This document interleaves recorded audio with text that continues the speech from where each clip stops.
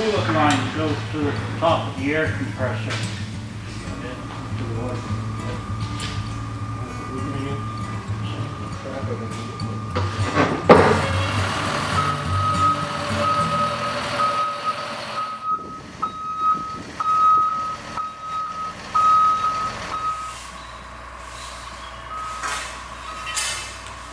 I'm Joe Sear, and I've been around the company since I was 4 or 5.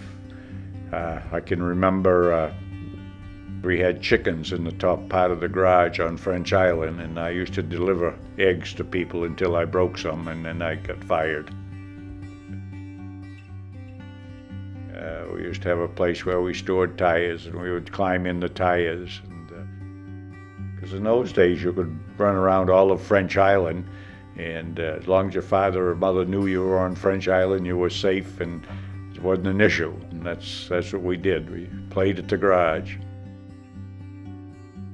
My grandfather and one of his sons who were running the company both passed away in 1934, and my father and an uncle took over the business at that time. I don't know much about French Island other than we started on French Island, and that's where my dad's family lived.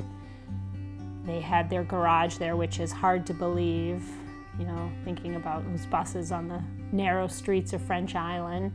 And I know that they were given a grant, I believe in the early 80s, to move over to Gilman Falls Avenue.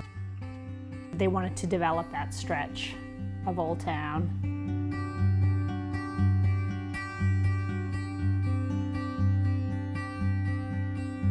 Go up Bosworth. Hi. Yeah.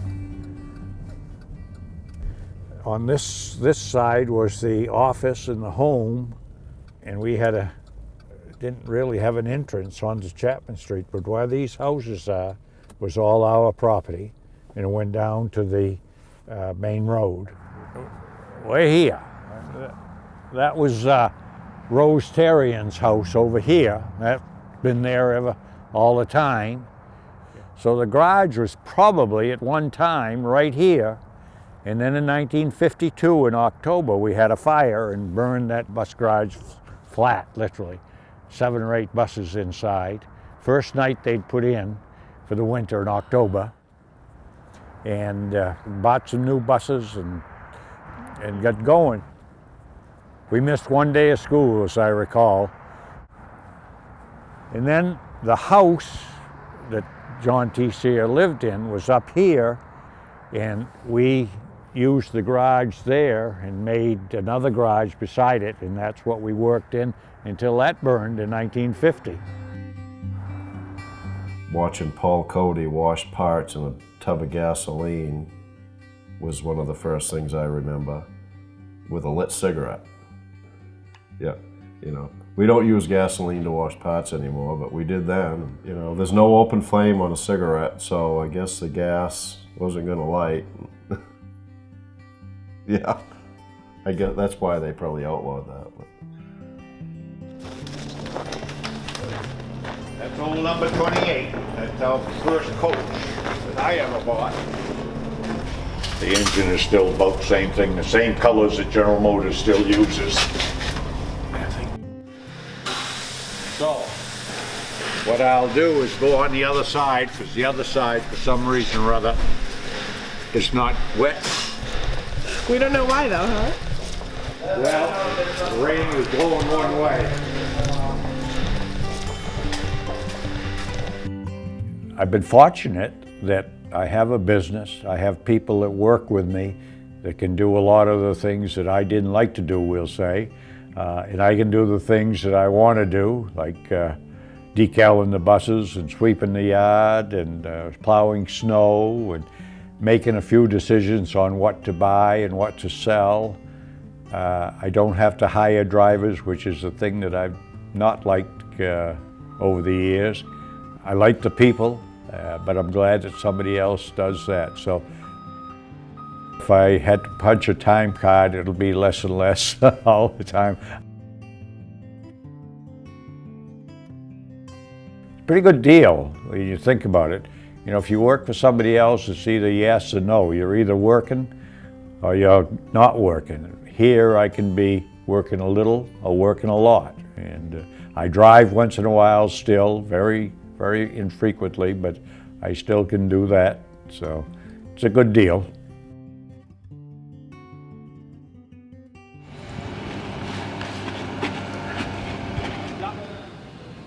Class either of the theater center. Yeah. Yes, the journey to come to Old Town.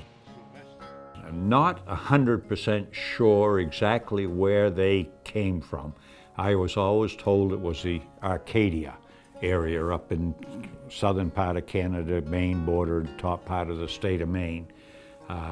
They came down here to work in the woolen mills. And the story as I have heard it, they stopped in Old Town for a train break or something like that and discovered that there were woolen mills here in Old Town. So they stopped. And there were 10 children in that family, because my father was, I think, the last one, and he was born here in Old Town. And that was 1907 when my father was born.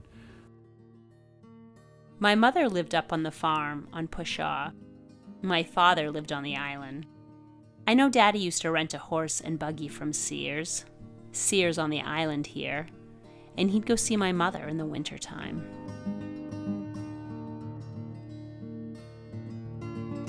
I never heard exactly when they got into the trucking business, but they had a livery stable and had horses and buggies and did transportation, did funerals. They had a hearse, horse and buggy hearse.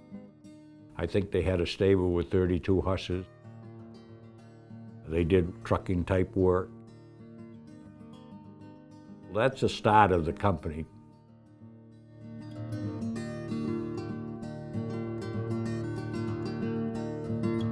In the wintertime, we used to go on sleigh rides at the University of Maine.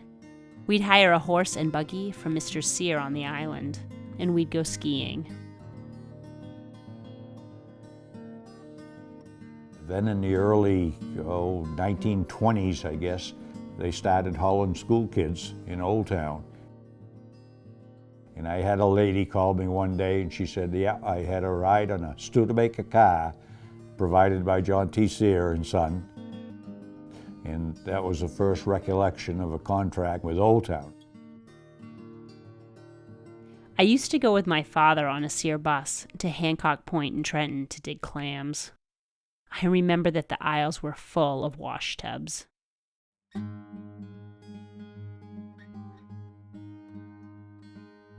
When I first started driving a bus, I think I had probably turned 16. The law said that you had to get a license, you had to be 16 years old. You know, I had a run of my own. I would go to the school with the bus, park it, somebody would come get it because I was playing sports in the afternoon. Back in those days when we were on the islands in the 70s, you know, if we had 10 drivers, 4 or 5 of them usually were high school students, and they did tremendous. They were dependable, so you could do it in those days, not an issue. This is an old yellow coach. Boy, I'd like to have that back. That was quite a bus. If you look at our 20 coaches, I think there may be 4 or 5 that are the same color.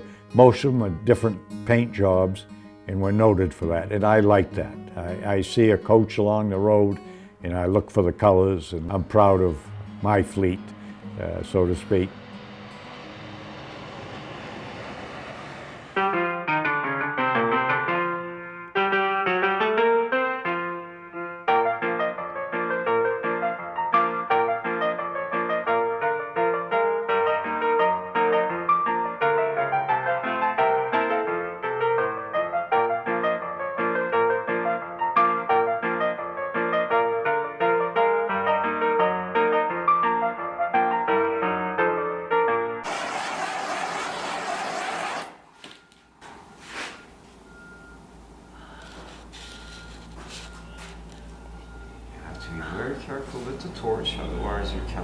material in that seconds. That would be good. What happens then? You have to start all over You again. have to reprint this section.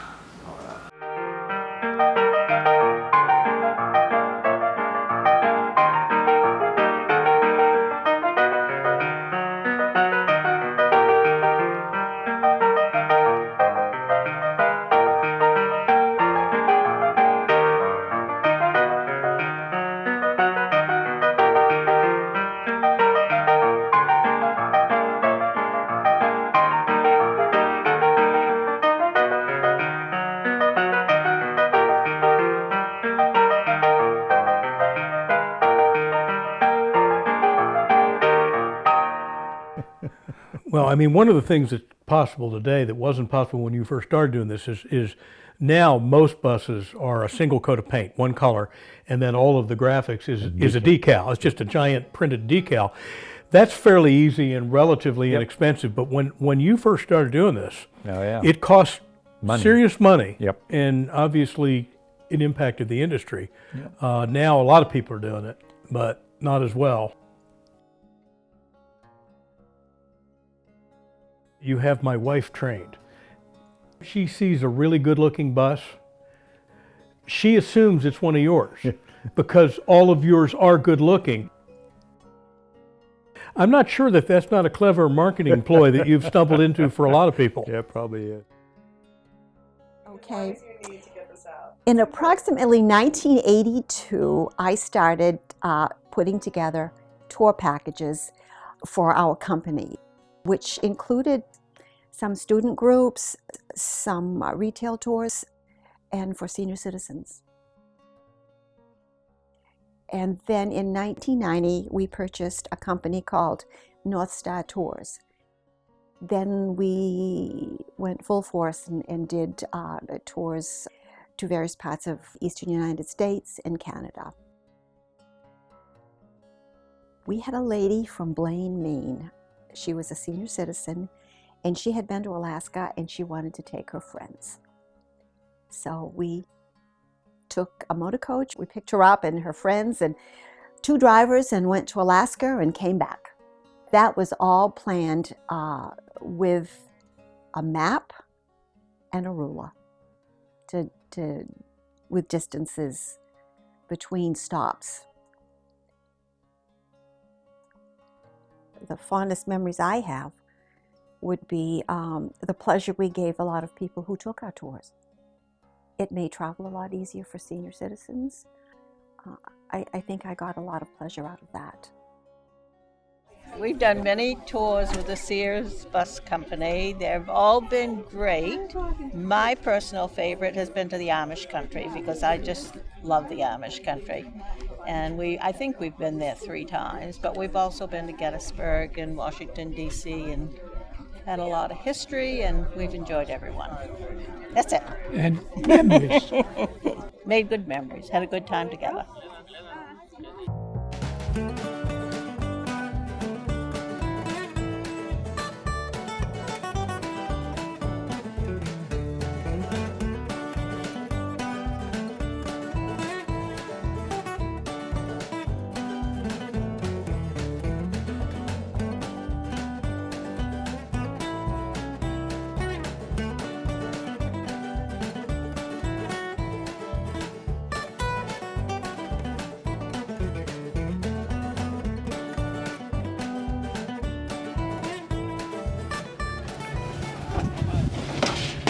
Wow. So what is this method traditional to this area, or is this just a traditional? Clam bake, what they used to do is take the sand, get a nice hot fire going, throw rocks in the fire.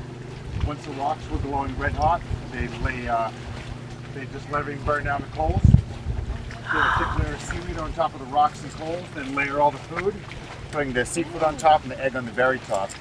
But now we just do it this way. It takes a lot less time to cook. How long does it take to cook them? About 45 minutes for lots and clams. The only reason being is we have 140 on this tray and 130 on that tray. So it takes a little time for the steam to build to the point where it starts cooking.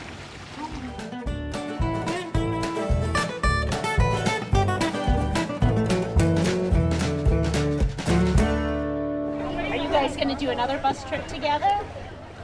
We do at least one trip, the girls. Yeah.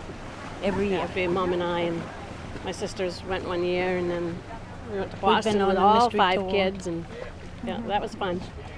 You go back? Yeah. Come back here and go on another one. We're not sure yet. We don't know where we're going to end up.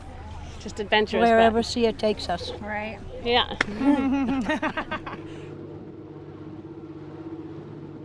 In 1968, I started work for Harvey Sear on French Island in Old Town, driving school bus part-time. One of the things that I remember the most was we used to haul kids from Old Town High School to the tournament games and basketball tournaments in Bangor.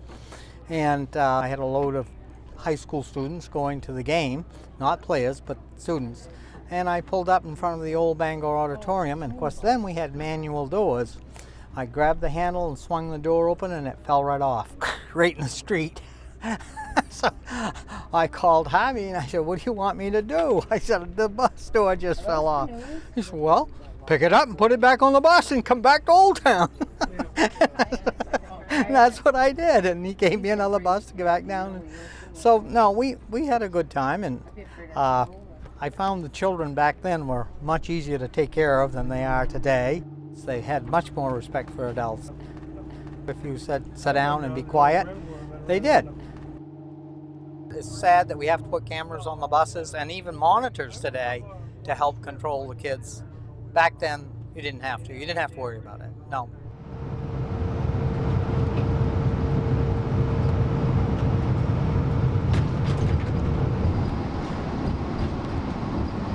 First time on the line run back? First time, that's right. What do you think? It's a pretty nice ride.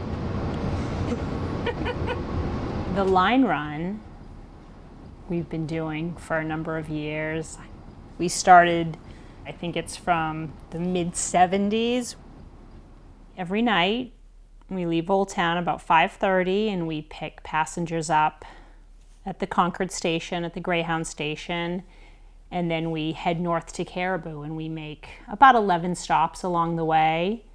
And then our driver stays in Caribou at night, and then he comes south in the morning, and again he makes the same stops. And we do that 365 days a year. It is sort of a lifeline for people that need to get into the county or people that are coming out of the county. I'm headed to Baxter State Park to start the Appalachian Trail. I hiked the whole trail last year, and I'm coming back to start it again. I'm from Greenville, South Carolina. I was hiking the Appalachian Trail, and I'm going to the airport to go home and taking the bus to the hotel tonight. I've been hiking for about 5.5 months now. What's your trail name? Trail name is Food Bag. What was the first thing that you ate when you got off the trail? Pizza. That was the first thing that I ate. Have you taken a proper shower yet? Oh yeah, multiple showers. Still trying to get the stink off, but. My name's Alan Emery. This is my son Hunter Emery. I had medical appointments in Bangor, and I usually use the bus because I can take the bus and drive down and back cheaper. And today it's for him because he's had 2 brain surgeries. He's a miracle child, but it's just a follow-up MRI. So we're going down for him for that, and it's so much easier to get on the bus, go down there, get it done, and come back. And it's only $52. You can't drive down there and back for $52.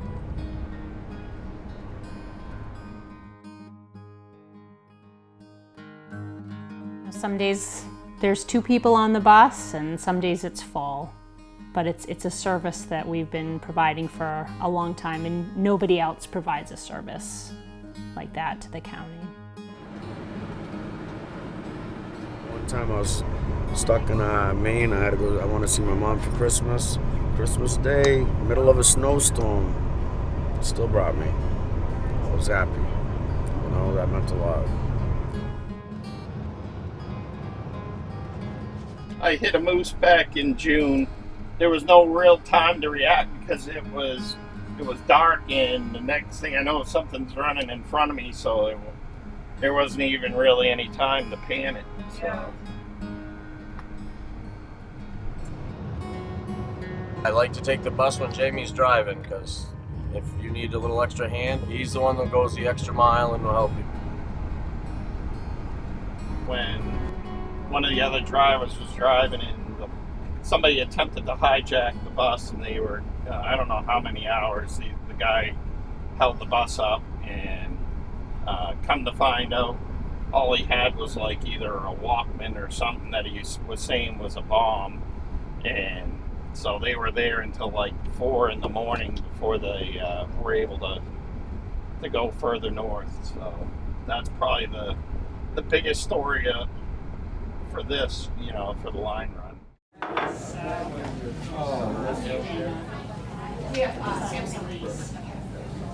Dave, are you okay to start with telling us how long you've worked at Sear Bus Line? I can.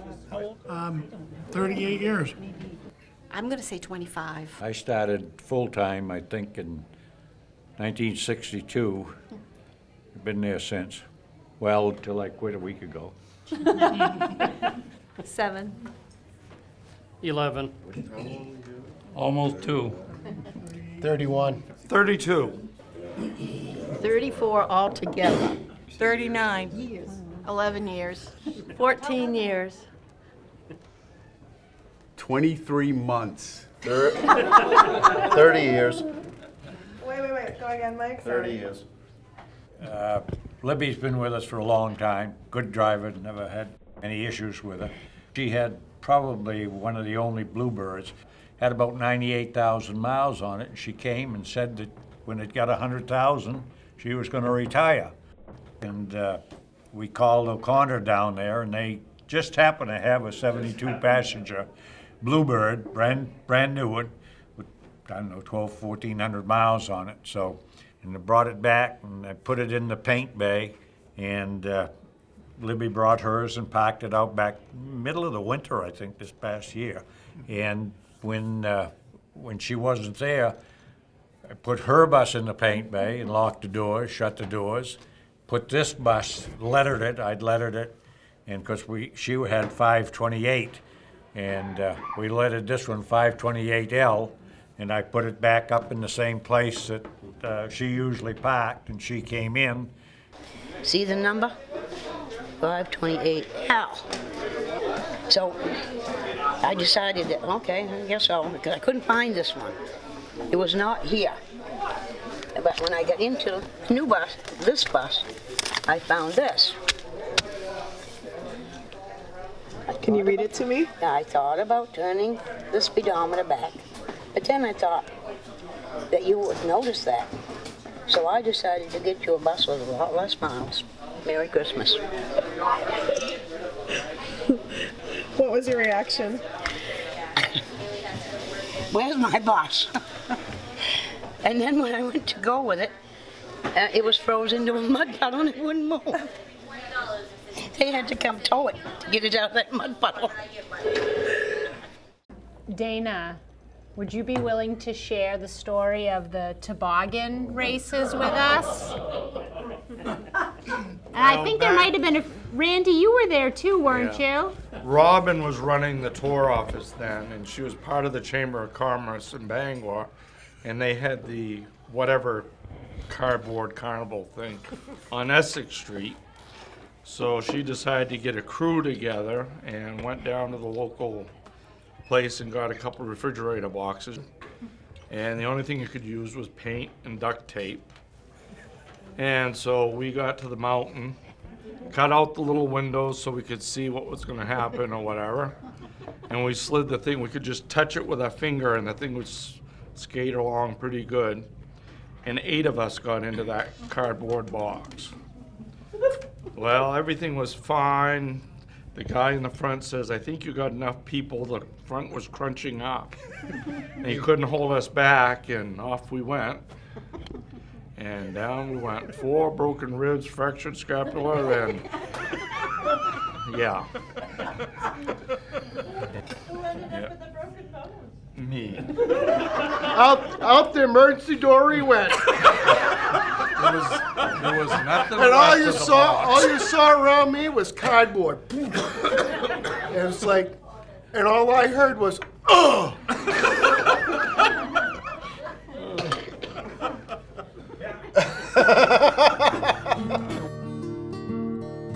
My favorite thing for working at Sear Bus is the family atmosphere.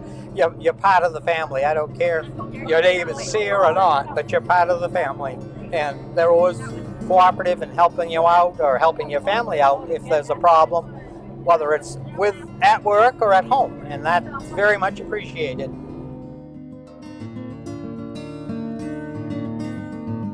I'm very proud to be part of the family business because they have a pretty good legacy. I mean, we have some really great employees that have been there a really long time, and I think that speaks volumes for how my dad has run the company and for the people that we've hired that have really been committed to us, and I think we've tried to be committed to them as well. I think we have a good service.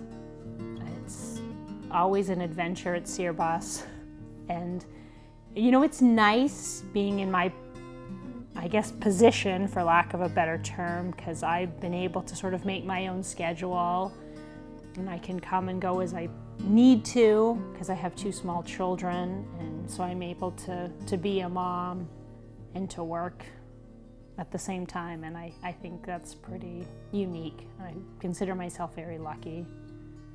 I can't think of it. You know, is trying to balance work and family was a challenge. I remember at camp working summers on school groups, trying to make sure that sometimes the school groups all came at once. That was a challenge, is to get them all done and on the road. What is camp? Camp is my favorite place to be in all the world. And the main reason is family. When we're there in the summertime, we've got families around most of the time, at some point or other. So, I love my camp. How do I want my grandchildren to remember me?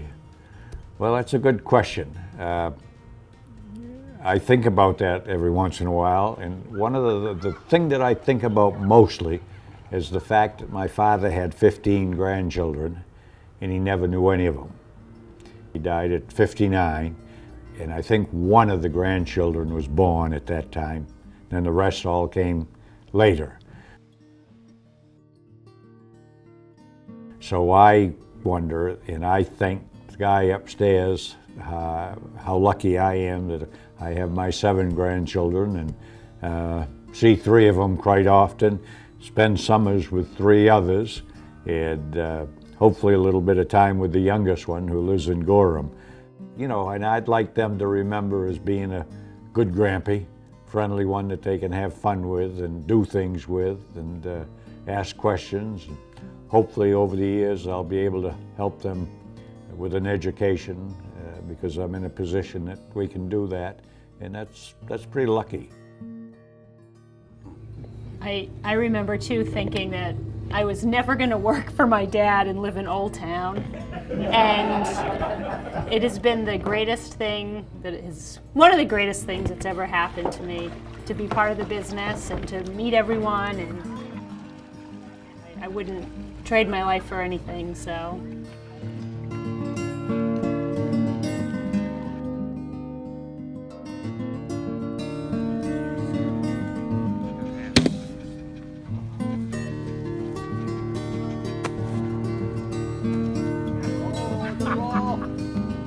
It's great. I mean, I love it. When I drive south, you know, you see coaches a lot, you see others, and when you see yours, it's like one. You know, you start counting them, and it's awesome. You know, I love seeing the school buses go down the road. When we're busy and everybody's doing what they're supposed to, that's what makes me proud. And when you get repeat calls. I mean, when you get calls that say, oh, we love that bus driver and we want to do the same thing again, is he or she available? That right there, I think, that's it. You know? that's the best thing when they ask for a specific bus or a specific driver before they ask the price. You know, that's pretty great. So, yeah. I, as a member of the family, am proud of the fact that when I say Sear bus, they know what I'm talking about, and they don't say, oh. It's a good feeling to know that we're well thought of. When I say we, I mean Sear. My mother was a Sear.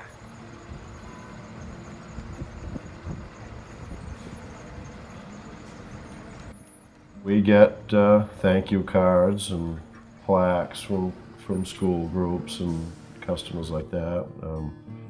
And I've got a lot of calls from students, college students now in their business. Well, I was on the field hockey team at Maine and we used your buses. So I'm calling you, I'm doing this work, I'm doing this now. That happens a lot, and that's cool. Yeah. You know, when they're athletes at these colleges and then they move on to their business, you know, they remember whose buses they rode on, so. What would I want people around the country or the world, so to speak, to know about Sear Bus? Quite simple. You know, a successful family business, I think very successful, not in terms of money, but in terms of pleasure, in terms of satisfaction. And is that a word? Start that over. In terms of satisfaction. In terms of satisfaction. Job satisfaction. Yeah. Okay, let's without me laughing. No, wait. So we won't have that soundbite though. All right. Now I forget where I am. Yeah, in terms of how I want people to remember this company or whatever, just that we've been successful, we've kept some people employed, made a little bit of money, and I don't know, that's enough. That's all I want.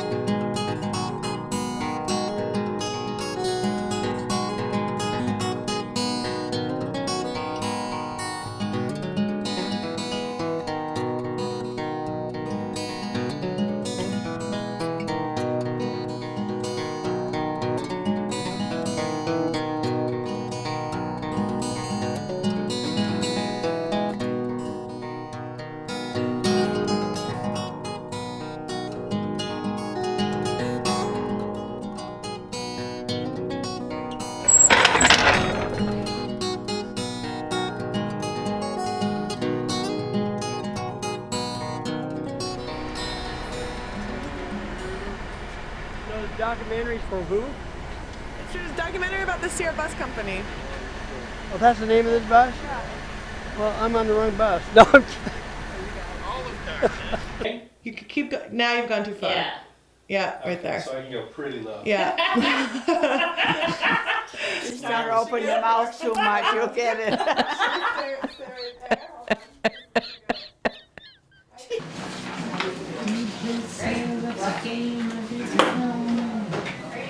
That was weird.